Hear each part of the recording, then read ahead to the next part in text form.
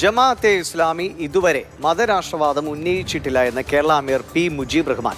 പ്രസ്ഥാനത്തിന്റെ പ്രസിദ്ധീകരണങ്ങളിലും പുസ്തകങ്ങളിലും അത് വ്യക്തമാണ് എന്നും മുജീബ് റഹ്മാൻ പറഞ്ഞു. അതേസമയം ജമാഅത്തെ ഇസ്ലാമി മാറി എന്ന് പറയണമെങ്കിൽ സ്ഥാപക നേതാവിന്റെ ആശയങ്ങൾ ഒഴിവാക്കണമെന്ന് Samastha Kerala Jamiyyathul Ulama general secretary Kanthapuram AP Aboobacker Musliyar പ്രതികരിച്ചു. ജമാഅത്തെ ഇസ്ലാമി ഏറെ പതിറ്റാണ്ട് കാലോടെ ജീവിക്കുന്നുണ്ടല്ലോ.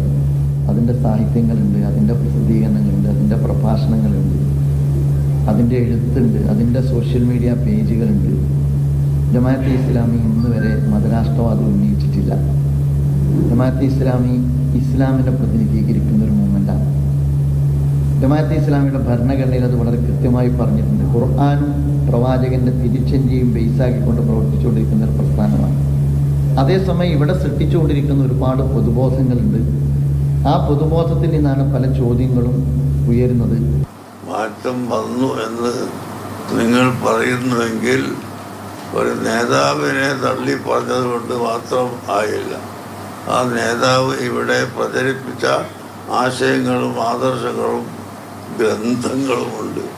അതൊക്കെ ഉപേക്ഷിക്കുമ്പോൾ മാത്രമേ നിങ്ങൾ ആ പറയുന്ന വാക്ക് സത്യമാവുകയുള്ളൂ.